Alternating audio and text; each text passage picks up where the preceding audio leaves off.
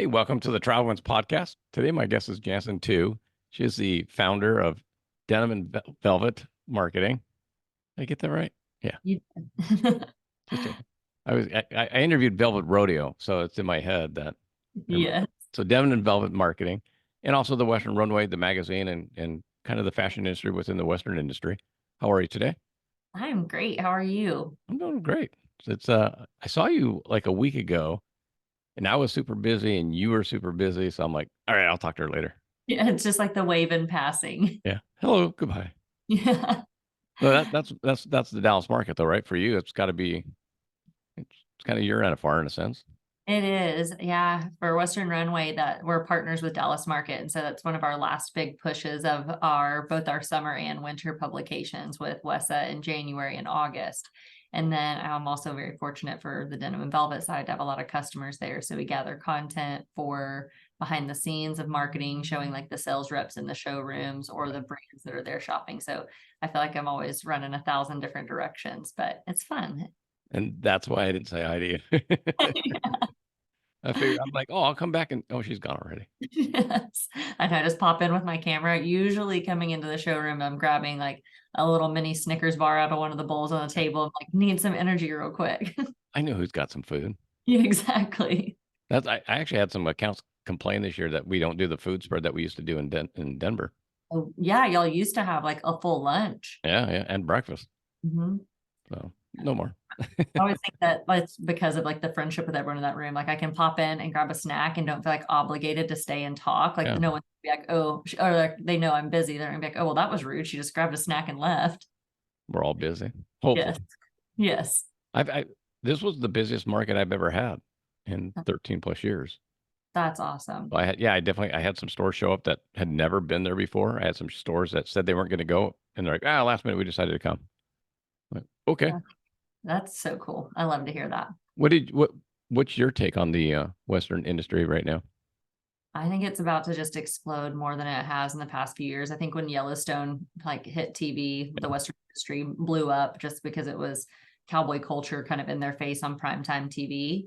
But it's just continuing to emerge. There's been a lot of like just smaller artists making a bigger impact. Last year, there were a lot of new Native American artists releasing clothing lines. So that was exciting to see. And then this year, I feel like it's already just hitting the ground running in like mainstream, like very high fashion. Louis Vuitton's men's line for the fall of 24 is all Western inspired. We've got Chaps, and they made a boot Yeah. line, embroidery fringe, all of that. And then I feel like there's so many other brands you see. Ralph Lauren's collection, doing that kind of like equestrian cowgirl look and cowboy. I think it's just going to continue, and whatever happens in mainstream just continues to trickle down to like contemporary and then Western fashion. So I think we're just going to see like a bigger spike. I'm hoping from that we get a lot more brand education from newcomers into the Western world and understanding the longevity and like the history of like the core brands in Western, and also being able to show some of these like smaller and new brands love too. Do you think it's difficult for new brands to get a foothold in some of the stores? I think it is because the Western world's really loyal. Like whenever you Less. create that relationship, like you stay with it. So if a new brand comes in, they either have to have something so different or something that was so needed and nobody had made before, or they're going to have to really work to build those relationships for like multiple years before they get that. Like I don't know of any brands that have like overnight success, unless like I it know was one. one. I know one Okay, but out of how many? out of all of them, but Takova's out of nowhere was just they all of a sudden they were just there. They were. And I think a lot of that had to do with their marketing team too. Absolutely.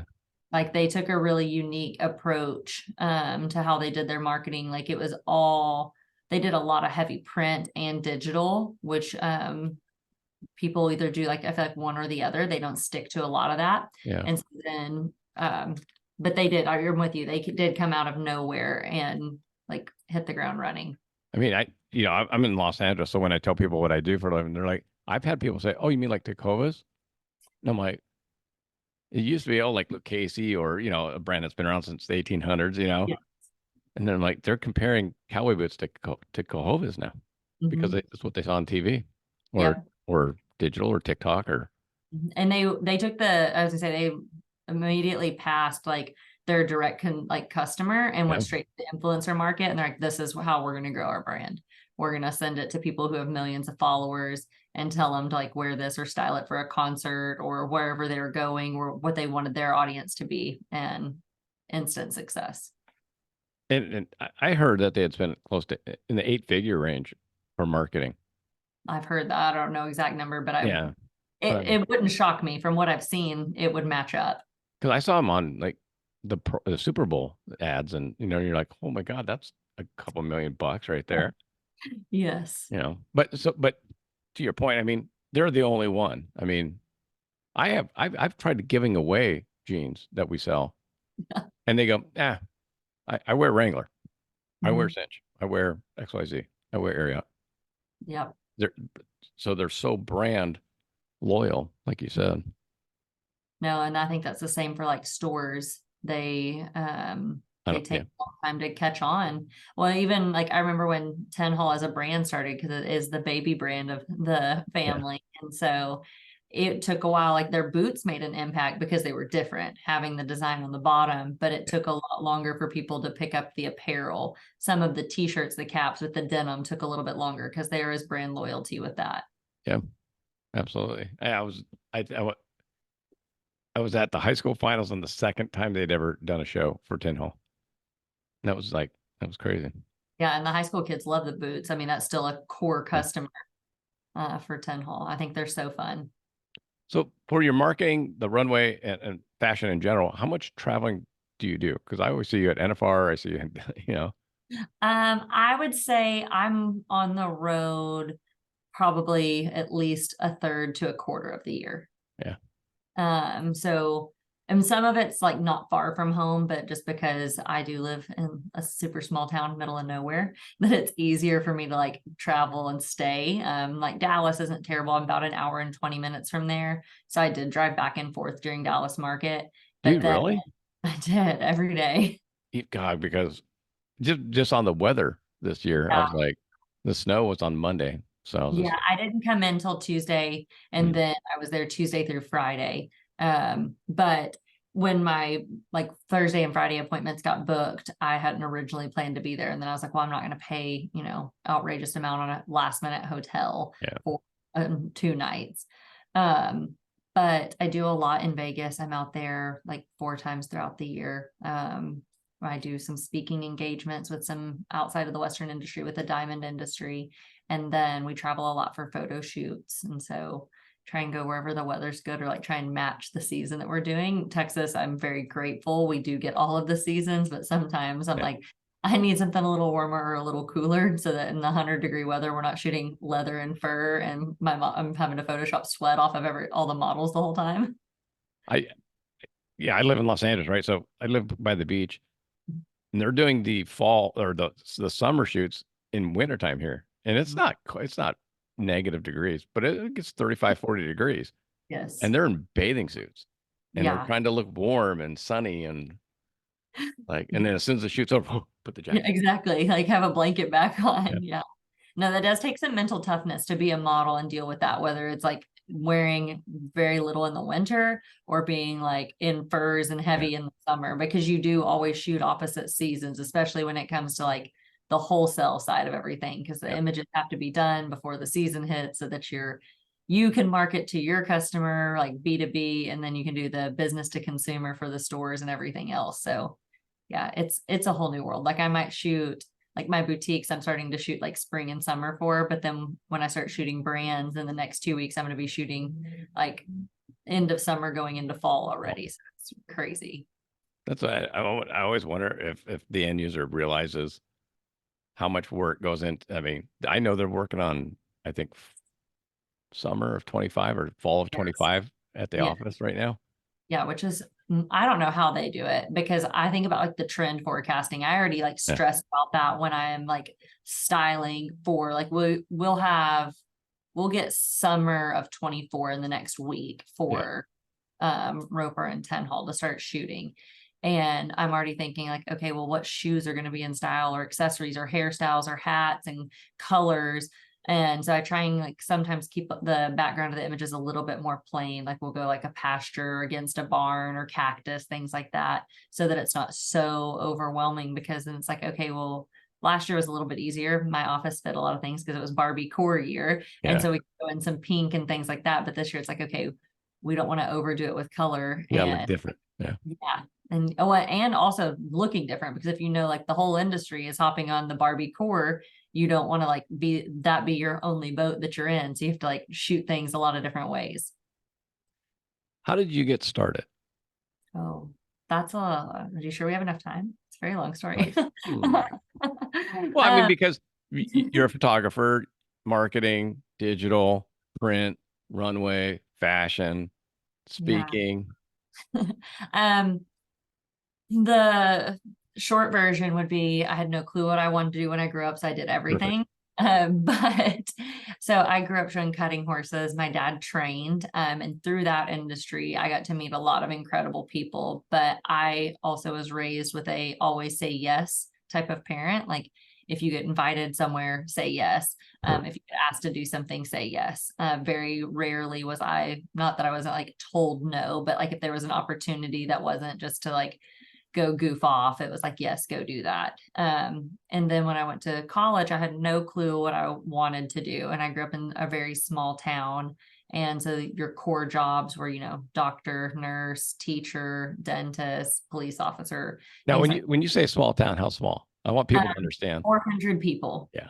Yeah, like my graduating class was 40 kids, and I was actually having this conversation. And I think out of the 40 kids, like 7 of us actually moved away. The other 33 still live there and either married like classmates of ours or upper or lower classmen, and they're there. So very few left. Like it's a multi-generational community. And my daughter's high school had 2,400 kids. I wouldn't even know what to do. There wasn't even that many kids in our entire school from kindergarten to my senior year. Oh, by the way, there's 4 other high schools within 5 miles of us. That is insane. Yeah, Yeah. I would have known what to So do. that's why I need people to understand when you say small town. Also, yeah, like That's small town. minuscule. Like we had Yeah. a stoplight. That's it. Like a stoplight and a post office. No restaurants, not a gas station. Like it was tiny. And yet Uh, you're a fashionista now. so my dad's mom made so many of my clothes. She was always loved fashion, grew up making her own clothes. She was born during the Great Depression, so very resourceful. She would make me clothes from fabrics that she had bought in the 50s, Yeah. like 40s and 50s when her and my grandpa got married. So a love of fashion. And my mom's mom was always you present yourself. She was the president of a bank. And so you showed up like ready for a meeting all day long. And so I had from both sides of the family just always be presentable. But when I went to college, I had no clue what I wanted to be. I didn't know that like really cool jobs existed. And I was like, well, I think I'll do dental hygiene. I had always had a flexible schedule showing horses. I had a friend whose mom was a hygienist and she only worked 3 days a week. And I was like, that would work. If I want to show horses, I don't have to work every day. I can ride. And that was kind of like my plan. And as I got into hygiene school, I couldn't have like a regular job and I didn't want to be a waitress anymore or a bartender. And I had gotten gifted a camera and my brother got engaged and I Oh, took that's engagement cool. pictures. And from there, it just kind of skyrocketed the photography business. It was like, oh, will you take pictures? My kids need pictures or family photos. And so for 4 years, I just did portrait photography, weddings and families. And during that time, I worked a bunch of different jobs. I worked booths at the NFR for Stetson. I was at their booth when they were still at the Rio for 5 years and just kept cultivating all these like connections and relationships. And NRS had put out a job, National Roper Supply, looking for a stock photographer for their website. And I applied and was able to get it. And that's really when like the photography for like fashion took off. I was shooting just products for their website, but then I was able to go along and be a second shooter for their catalog photographer and Okay. learn about styling and how to like really set the scene, having, details to your outfits, like making sure that the earrings are shown. So if you did like a whole product shot, you could sell from like head to toe in the image and learned a lot about like product placement. And at this point, social media was just getting kicked off. Like Yeah. Instagram was maybe 2 years old. Facebook had been around at that point for maybe 5 years. And everything happened in chronological order. And then there was this new one on the market, Pinterest, but you had to be put on a waiting list at the time. Oh, And wow. so and this was like 2012. And so I had gone back to him and was like, hey, I want to start taking our catalog pictures and putting them on social media. And they were like, we're not going to pay you to do that, because why would we use social media? And I was like, I don't know, let's try it. And so really helped them grow their social media. And from there, I was actually poached by one of their competitors. And when they offered me a job, I went back to my manager and was like, hey, this is what's happened. And they were, he was wonderful. He was like, take the job. He was like, Sean is our lead photographer. He's like, the product photography is one that like we can replace that position. Will we be sad to see you go? Absolutely. But like go and grow your career. So they were very supportive of the move, and I'm still very close to them. So I left NRS and went to Teskey's and really did the same thing for them. They didn't have much of a social media presence, especially for their apparel part of their store. And so I launched the apparel line on their website for them and did photo shoots every week, and then did social. And from there, there was a woman named Ashley Alderson. She was a previous Miss Rodeo America. And while she was traveling the year that she was the queen of rodeo, she got to meet all these boutique owners and stores that she would see in these towns for rodeos. And she was like, I wish there was a place where everyone could find these brands online.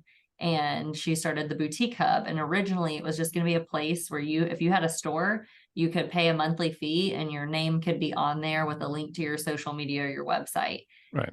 Then she realized, but then she realized most of them didn't have social media or websites, because this was like at the start of all that. Commerce was taking It was off. a little ahead of her time. Yeah, there was no Amazon at that point. Yeah. So I still have stores that aren't on social media. And I'm just like, are you kidding me? I'm always so impressed by the stores that aren't on social media and that are able to make all of their ends meet. Because then I'm like, but some of them couldn't handle the growth from social media. Also, if they're already doing a good enough volume, it could be like too overwhelming for them. It seems like it's mainly my existing accounts. Mhm. My stores that have been there for 50, 60, 70 years. I have one store that doesn't have a computer in their store. So they handwrite all their receipts That's on impressive. the triplicate, and then they hit the grinder. They use You have to keep the card and then have to input it all later. they use a calculator to figure out the tax and then write it in. Yeah. I mean, they're in their 80s, But it's impressive because if it's not broke, don't fix it, I guess. So they're still rolling with it. But I have all my new stores are like, oh, I love TikTok Shop and I love this and I love that and I'm on TikTok. I'm like, Yeah. It's definitely a generational thing. yeah. So I kind of fell in somewhere in the middle gap, but I started the Boutique Hub. And then when she realized that, a lot of these people don't have e-commerce or social, she kind of turned it into a boot camp for them. And she had a master class. And so I taught a series on photography, and I was helping her with her social media as well. And I got off the phone, and one of the ladies, Jolie, she called me and she was like, loved everything you taught me. That was awesome. I'm never going to use it. And I was like, okay. She goes, but if I sent you my clothes, could you take pictures of them for me? Right. I was like, I've never thought about that, but absolutely. So I was like, let me call some of my friends. I've got cute friends that can model. Let me tell you their sizes. And she would ship me boxes of t-shirts, and we would shoot like 200 t-shirts, and I would edit pictures and send them back. And she'd put them on her website. Or if I had friends that wouldn't, like if they got sick or couldn't show up, I would go where I wanted to take the picture and hand my husband the camera and be like, okay, I'm going to stand here, just click and I'll move, and then I'll change shirts and we'll do it again. And so there's still, if you go on our website, pictures of me from like 8 years ago now, which is wild. But then after that, she kept telling people. And then I realized that there wasn't a boutique marketing agency, and especially for Western, the few marketing agencies that were in the Western industry were working with large brands that had very big budgets. And so I, thankfully, having like the wholesale background and different things, was able to make a price that made sense where I could make money, but didn't break the bank either for a boutique or for the wholesaler if they wanted to supply images to their customers. And so in 2017, Denim Velvet was born, and I knew just enough to be dangerous at multiple areas.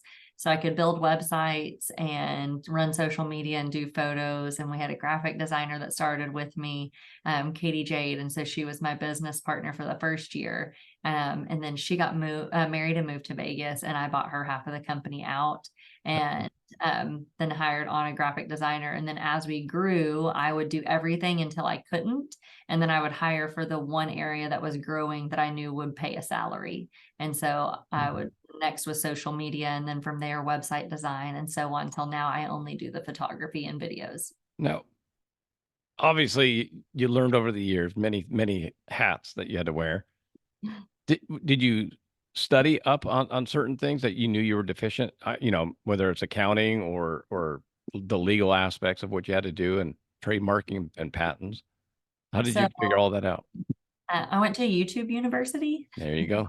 But I was very, very fortunate to have a lot of great people in my corner. One of my best friends is an attorney, and James has helped me so much. Anytime I need something, I would just like text him a question and be like, hey, what do I need for this? And so he'd set up all of my LLC information and did everything, wrote all of our contracts. So when we'd start a new service for someone, the contract they would sign, or when I did photo shoots, them getting the intellectual property, or if it was just for social media, making sure that like everything was laid out there.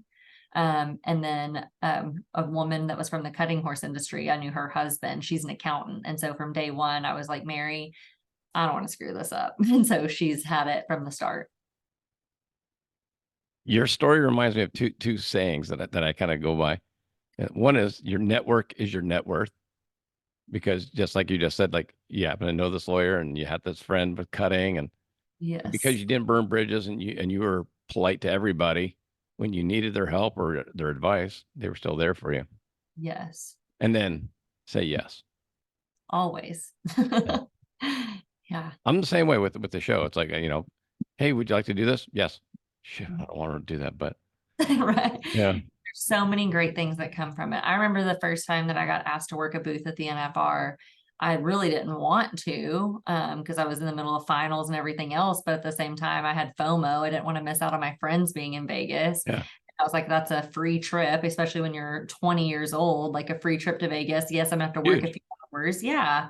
But I enjoy, like, I really do enjoy like working a booth. You get to talk to so many interesting people, Yeah. and I loved making people feel beautiful in what they were coming to try on, or if they were buying an outfit for the rodeo or trying to find a Christmas present for someone. Like, it was so much fun of educating them on the Stetson brand, how clothes fit, about the company itself. Yeah. So it was always a blast. That's where the yes comes from. Mhm. I mean, I love your story because it in a lot of ways reminds me of how I ended up where I'm at, right? It's like just it just happened, you know. And then many years later, oh, you're so lucky. It's a lot of hard work and just going Yeah. for it. Yeah. We often say we just fake it till we make it. So we're just like, yeah, we'll do it. Like, if we do it wrong the first time, we're gonna figure out and make it better the next time. Um, How does your husband deal with you being gone so much? he's gone a lot as well. We have a very unconventional relationship in that aspect, and it's been that way since we started dating. Him and my father-in-law have a trucking company in North Dakota. So he drives a saltwater disposal truck when he's up there. And so he would be gone a lot. And then he also rodeos. He's very fortunate. He can go work for a little bit and then rodeo and go back and forth. He doesn't have a set schedule. And so we've just kind of made it work. I would say we've been married 6 years, together 8 years, and we haven't left our honeymoon phase because we're never together all the time. Yeah, exactly. Yeah. I was going to ask because my wife and I were the same way, and then we hit COVID, Hmm. and then her company was on hold, Hmm. and I was on hold. So I'm like, all of a sudden we're like, and I'm in California, so we were really shut down Yes. for months. And they're like, hey, we still like each other. Okay, Yeah. this is gonna work. Yeah, COVID year, we definitely spent more time together than we had ever before. And especially right at the beginning with me being self-employed and not really knowing like what we could Yeah. or couldn't do. And him working in the oil field industry also, like everything was kind of on hold at first, but then they started picking back up in North Dakota. And since he is in a truck by himself, there wasn't as many issues as far as like being in public places. He would have to, be careful or cautious if he went to a disposal, but the rest of the time, I mean, there wasn't a lot of rules for them. Yeah. And in Lipan, where we also have like maybe 500 people now, there was not a lot of social distancing happening there because everybody knew everybody and we were already all together anyways. But yeah, so COVID year, we definitely were together more than ever, but it was kind of fun. Like because it was like a long vacation, neither Yeah. one of us like a lot of work that we had to take care of. And so we had to really like work on our place and do projects together. Yeah, I ended up painting the house that year. Like, I painted a lot of fence. she's like, well, why don't you do that wall? Well, since hey, we're still on COVID, why don't you do the kitchen? Hey, why Yeah. don't you do this wall? Why don't you do all of a sudden it's like, oh, just do it all shit. Yeah. So You didn't get to paint it pink though. no, unfortunately, no. Yeah. How No. many walls in your house are pink? 0 walls in my house are pink. I think I could probably paint my closet pink. You wouldn't care about that, but no, the rest of the house is all white. Got it. I was Yeah. just curious. See I if don't think he would care actually. He's like so laid back. He'd be like, okay. He's like, you're the one that knows decorating and styling. Yeah. Whatever. If you say it needs to be pink, it can be pink. Now, is he over on the Dickinson side of North Dakota or is he on Bismarck? The Dickinson side. So he's in Yeah. Newtown. Okay. I opened up the Boot Barn up in Dickinson. Very cool. So That's another retail store that's like really kicked off as everyone else is moving to e-commerce. They're like, we're not going to go to as many trade shows and let's open 110 new stores. oh, just wait. Yes. They're opening one in Mineral Wells, like right down the road from my Do you, office do next you know month. do you know what their number is? Oh, I have no idea now. So I think they're at 375, 380.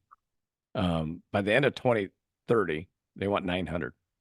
That's so impressive. Like, especially because of looking at like just the general consensus. Everybody wants to be e-commerce, lower overhead, no Yeah. rent locations. And they're like, no, let's go to the people. Well, they got e-commerce covered too with sheplers.com and bootbarn.com and then Yes. countryoutfitters.com. And Yeah, but so many people just want to be solely e-commerce yeah, with like a flagship location. And they're like, let's go to every town we can. they have 63 on the books for this year. That's awesome. Yeah, I think the one here in Mineral Wells was actually supposed to open in December, but they had some construction stuff that put them on hold. So it's opening in February. But Yeah, that's always the case. I mean, they're opening up 3 to 5 stores a month. that's, It's almost, I mean, it's one a week. yeah, that's a More than one lot. a week. That's a Yeah. lot. So we'll see how that turns out. What Yeah. do you, with the changes that you see in the Western, like we just talked about, a lot of people are trying to go online, Mhm. Amazon, Walmart, all the direct shippings. How do you see the brands kind of changing that? I think it comes down to their visual and digital marketing. So like videoing products more so people can see how it moves, Yeah. what the fabric looks like, how it's harder to edit a video to manipulate a product to look different than it is on a photo. You can Photoshop a model or a sleeve or, really anything on Anything. anything to make a product look how you want it to. And you can't Yeah. do that as much in video. So video is going to be key so that they can see like what the material is. Is it see-through? Does it look really thick? Does it move well? Is it like stiff? Like, is it going to be more of like an FR material for, workwear? Like, what does that look like? I think that's where they'll have to move to be able to succeed in an e-commerce world and not have to deal with like a massive amount of like returns or issues with like customer service area, because the more you can give to them up front. And I think like working with content creators or influencers or brand ambassadors, however you want to go about it, will be a huge part of it too, because you're going to have to reach different audiences to show. If you're not going to be in a store where they can come see all the time or touch and feel, or setting up a trade show and really doing in person like marketing or events, so then you have to be able to show them online somehow. Even just if you go back like a decade, 10 years ago, almost, I'm trying to think, I don't think any brands that I know of had a retail store of any type of their No. own. And private label at the store level was pretty limited. I mean, Shepherd's had some Gibson and all that, but I mean, it was very limited. Mhm. Now, because I think the world is so much smaller, and you can get on the internet and start ordering stuff. Yes. So you have stores that now have private labels that are huge, Yes. and now you have brands that are opening up stores. Yeah. The brands opening up stores was kind of like a, I don't want to say like a sore spot for me, but it was a weird area. Yeah, And I think because I worked on both sides of the industry, I could see why they wanted to do it, to be able to go direct to consumer. But I also understood the store's pain points of people wanting to like have the experience of the brand. So like, for example, I remember when Double D was opening in the stockyards, I was excited. I've gone to shop at their store in Yoakum before, and I love the brand. It's a very unique experience. They always have their stores decorated so beautifully. But I also have customers that are big Double D retailers, and they had the concern of, will my customers shop from me if they can go in person and have the Double D experience? yeah, And I think it all depends on the customer. And so then what we did for the stores that carried Double D is we really hit their marketing hard. Having like Double D in-house night parties, like a Friday night after work, like come shop Double D as it releases, or doing bigger photo shoots, getting models involved, doing fashion shows, like really inserting themselves into the community so that people wanted to come have the experience with their store versus leaving and going to Fort Worth and shopping at the Double D store. So you really have to hit your marketing or decide, is it worth it? Do I want to yeah. continue working with a brand that's competing with me?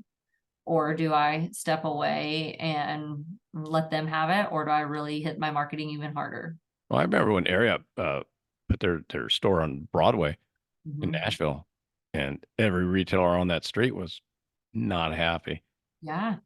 And they built a beautiful store. I've been in it. It's nice. Mhm. Just it's a quarter mile away from several other stores And that the also carry Ariat. consumers, yeah, the consumers don't understand that. Correct, at all. They don't And understand. Lucchese store in Nashville. I've been in there. A Mhm. beautiful store. Beautiful. Their one in the stockyards is beautiful too. Yeah. I mean, all those stores they brought in there are so cool. But the consumer doesn't understand that.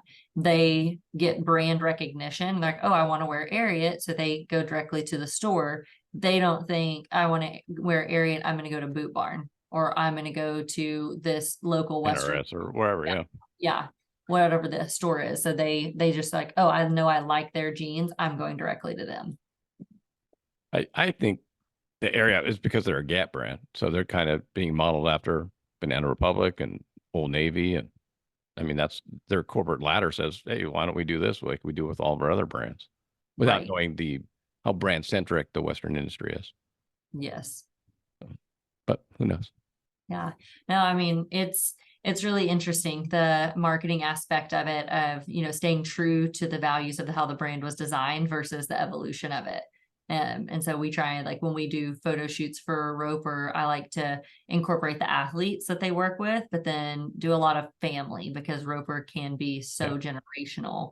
And so showing that aspect, I call it emotional marketing. Like you want to see yourself in that photo. You want to have a day outside playing with your kids. And so them like running around, whether I have them like play tag for a couple minutes while I take pictures or ride horses, things along those lines, a group of kids playing.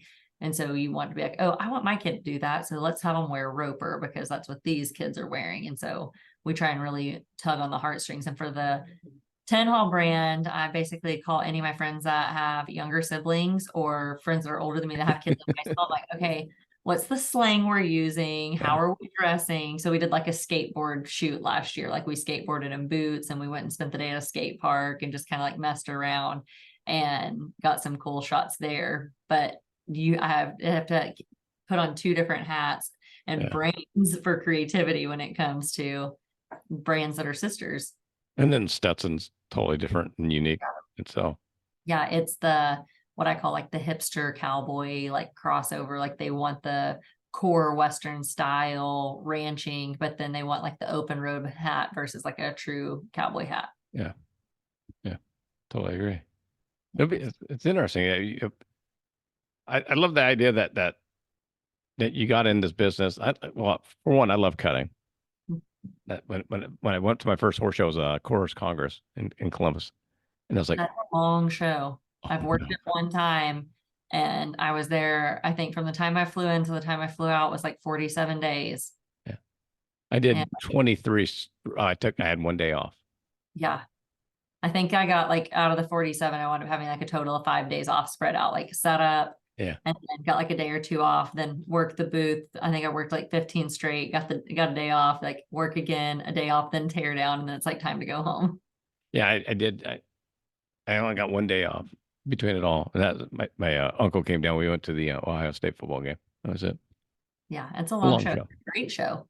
And I like because it's a turnover of people, like you're getting a different Totally crowd. different. It's not like you have one group of people there the whole time and they're like, oh, saw your booth on day two, not coming back. Well, but I tell you, in the middle of the week when the turning over is happening, oh man, it's gonna be slow. Yeah. Yeah. I love NFR because it's always busy. Almost every day you're Yeah, you might have like that middle Wednesday a little slow, like with the more people leaving and yeah. they haven't flown in and checked into their rooms yet. But even then, it's not a slow day. No, there were times when I looked down the hallways like, well, it's not us. Yeah. It's pretty slow here. Oh. Yes. And that's the travel. How do you is there talks of children and how does your traveling affect that? No children. That was really a hard part of dating. Is like I've always known I didn't really want to be a mom. I love kids, love them, but I love to travel. I like to be busy. And so I'm, I guess, like, not that I don't want to be like attached. I love my husband and love that I can go somewhere at any time, but my animals are already a big enough Yeah. responsibility. And so, having people to like watch all of our horses or my menagerie of many animals and our dogs. And so, I always knew I was like, okay, I didn't want kids for myself. And so that was hard. Like guys would be like, oh yeah, no kids, that's great. And then like a year or two in, they're like, oh, well, when we have like if we Yeah. get like get married and we have kids, and I'm like, I was kind of upfront from the start. And they're like, oh, you were serious about that. Yeah. Yeah, yeah. And so my husband and I are like, I don't know that we'll ever try for kids, but I mean, obviously, if it happened, we would love one and we would adapt our lives. But no kids on the like are in the plans. There you go. Because that would be because you both travel. That's what I was asking. Yeah. I mean, it's difficult. I mean, the moats are like that. Courtney's always traveling with Ryan, so it kind of works out. Yes. Um, Courtney was my babysitter growing up. was she really? Yeah. At all the cuttings. Yeah. Her and Kelsey, her younger sister, and I are really good friends. And so it's so fun how all the worlds collide. But yeah, Courtney watched me at like all the major cuttings. We have a lot of videos. Was always very independent and didn't stay where I was supposed to. And so we have Perfect. I always said that my name has been called more times in the Will Rogers Coliseums than I've ever walked to the herd because they Yeah. would like, stop the cuttings. They're okay, she's missing again. Who has her? We're looking for Janzen too. Yeah. Janzen in the arena, please. And then I was friends with Tom Holt, and I'd come like tap on his shoulder and be like, I'm right here, Tom. I knew where I was. I don't know what the big deal is. You sound like my wife. My wife said she would just walk off. Yes. Like, well, that happens. Yeah. Well, that's And cool. Out of all the places you've been to so far, what's been the most influential to you? mm, I think the most influential as far as like seeing how like culture crosses over was my trip to Spain last year. Oh, Because wow. like Western inspiration, there's still so much there from their culture, of like the cowboys from Spain and like how they, would ranch over there and the bullfights and everything else. So there's a lot of still Western nods, but seeing like their silver work and how they did conchos and still like bringing that into like the true brands that are from Spain and seeing that mainstream applies Western at all times versus where it like hits and trends here. Like we were looking, we'd Yeah. go to museums or like look through old catalogs while we were there. And there was always an element of Western, from high fashion to just general. And the thrift stores, we were able to find a lot of incredible stuff that was still great quality and looked fairly new too. And so seeing that another culture appreciates it was really cool. Japan is eerily, they love Americana. All my stores in Hawaii that we were talking about earlier, they almost, I want to say probably 75% of their business was Japanese tourists. That's crazy. And so I would go, I had my store on the Big Island. They opened up an hour before the mall because a tourist bus would show up at 9 a.m. 40, 50, 60 Japanese tourists would get off. They'd open up the store just in no other parts of the mall, just their store. They're like, you have 1 hour. And, Get whatever you can. and they would leave with armfuls. They would do their days worth of sales in that first hour. That's awesome. Yeah. The cowboy culture is so romanticized all across Yeah. the world. I mean, from you've got your iconic movies of John Wayne or Roy Rogers, things like that, to, I mean, even now with like the Yellowstone movement. And so everybody wants to be a cowboy. Yeah. Yeah. Brooks and And Dunn. we take it for granted, but yeah. Yeah, I know. Like people that like get shocked because I don't dress like I grew up horseback or that I still ride. And so they'll see me out somewhere. I've been like stopped. One year I was at Reno Rodeo and somebody had asked my husband to come push a steer. And so he'd been roping at the BFI and he's like, hey, will you hold my horse? And so I'm standing there and this cop comes by and he's like, oh my gosh, ma'am, did this horse get loose? Do you need me to take it? And I was like, no, It's fine. like it's ours. And he was like, oh, you just don't look like you were here for a rodeo. And I was like, I didn't know how to dress a certain way. And so that's why I made my Instagram handle, like shortly before that became Rodeo Vogue, because I always loved like high fashion, but always at a rodeo. And so it's like, well, it's kind of the best of both worlds for me. And you get to set your own trend. That's cool. Yeah. So, but no, it is. And when people find out, they're like, oh, you have a horse, or my favorite, we were in New York and like where I wear a cowboy hat and then the police officer stopped us. They're like, oh, we have to see that. Or asking questions like, oh, do you still ride your horse to town? I'm like, I could. I Yeah. don't, but I could. I don't know that I'd want to, but yeah. Right. My truck is much more comfortable Yeah. with air conditioning, Yes. especially in the summer. You had a hot summer last year. We did. It was brutal. Unusually hot. And my husband was home for more of it than normal, and he's from Montana. So he hates the Texas heat. And so he was like, this is ridiculous. I need to go to Texas for non-WISA stuff because I go in January and it was -1 my first day and snowing.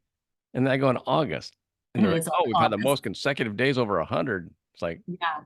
great. I think we ended up having like 47 days straight of triple digits, and it was miserable. Those are the 2 times I visit.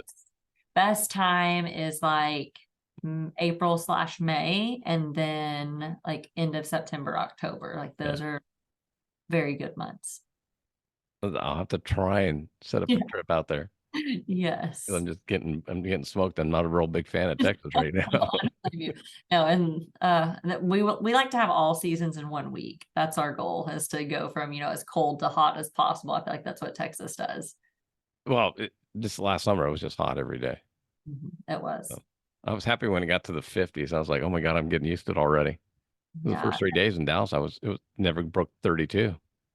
Oh, I know. It was miserable. Yeah. And I don't like the cold at all. Me neither.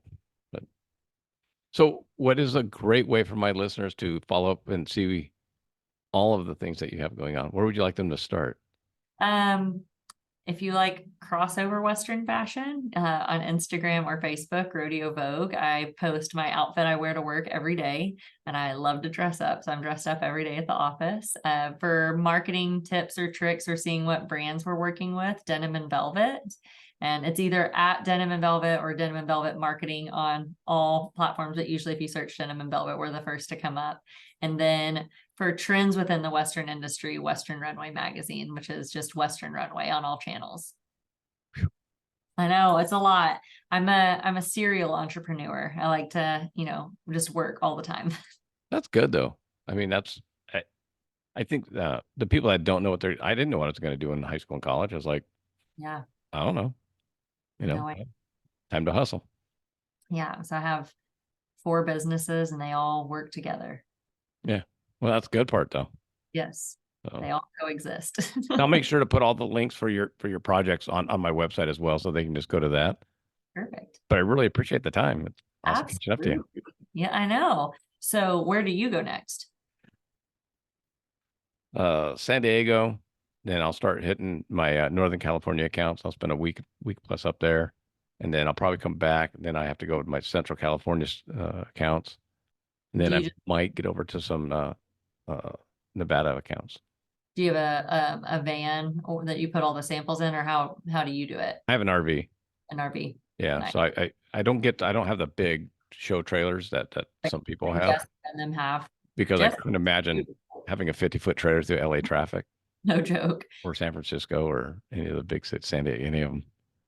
So Yeah, I have a 25-foot trailer, fits everything in there, and then or an RV, and yeah, just go out, stay nice. in that for a while. Does your wife travel with you now, or is she back home? Only when I have to go to Hawaii. I don't blame her. That's when I would want to travel to. I go, I'm going to Bakersfield, Fresno, Tulare, and they're like, nah. You go, I might be going to Hawaii this year. I'm available. I can actually make that trip I go, I didn't say when. She goes, I'm available. anytime. Like, yeah, she's made the last 2 Hawaii trips. And now What does she do? she's working now. I mean, she's a Pilates instructor, so she has her clients that rely on her to work out, and they get mad when she doesn't, when she's not there. Yeah. I've not ventured into the world of Pilates yet. We just started the ice bath trend recently. How's that going for you? I made it to 5 minutes today. There you go. You go up Yes. to the neck, right? I don't. I go like here. I haven't Okay. touched the neck yet. I'm very close, but I don't like the cold already. Today was easier. Our water was actually up to like 45 degrees because our ice bath is outside in our shop. So, Yeah. and it's like in the 30s every night. So water's been like mid like 41 to like 44. And then today it was like 47. I was like, okay, 47 is a lot warmer than 41. You got to get it above your heart, from what I was told. Yes. Yep. So I've So, been doing that, but it's really, I mean, the energy that you get from it is truly unbelievable. yeah, But I did that during NFR. it was my first experience. It was one of our Christmas presents. We got an ice bath and a sauna. Oh, So it's good too for you. I'm a Peloton junkie. I got a Peloton during what we call Snowvid, February of 21, when we all got snowed in and everybody lost power. And so for the past few years, that's been my go-to workout. But now I like ice bath, ride the bike. You got to hook the Peloton to a battery charger. Generator, like conserve some power. Your own generator. There you go. I don't know that I would last very long. I'm like a 30-minute bike rider, so Okay. we wouldn't be able to sustain our power for long. You'll be able to charge your battery to like 10%. Yeah, I get my phone charged a little bit to send an SOS for help that I'm frozen. Hey, whatever it takes. Exactly. Well, that's cool. I appreciate the time. I'm trying to think. Do you do anything special with diet, since you just brought that up, when you're traveling so much? Oh, Because I know eating out every meal cannot I is I not am always. the world's unhealthiest person. I'm gonna sell my body to science when I die because I survive on 90% caffeine. I'm a avid Red Bull fan. I have a refrigerator inside my office, not in our building, but in my actual office, dedicated to Red Bull. Uh, and I just eat really whatever. I mean, I try to be somewhat conscious of it. Like I'll have like yogurt or granola for breakfast and a probiotic, but along with my 20-ounce Red Bull. Yeah. And then for lunch, something light. I'll do a lot of like salads or light sandwiches. And then dinner when I get home. It's fairly healthy, but if I'm on the road, I'll eat Taco Bell, McDonald's. Oh, When I'm in Vegas, it's a lot of big chicken. Shaq's Chicken Restaurant. It's my favorite. I like to get the Charles Barkley, and it is a chicken sandwich with onion rings, barbecue, and mac and cheese. So that sounds good. I'm the picture of health. That's the Charles Barkley. I'm gonna have to try that. Yeah, the Uncle Jerome's pretty good too, but it's sometimes a little too spicy for me. I But went to when I went to Nashville. I've been there several times, but I forget was it Hattie's? And they oh have yeah, the very and we're like, yeah, well, their spice let's scale. try the super duper one, just maybe a bite. Yeah, Oh no, yeah, no, no. no, no. Yeah. But no, I don't. I try to be somewhat conscious, but I'm not a strict diet person. I'm not going to say Okay, I can't eat this or can't eat that.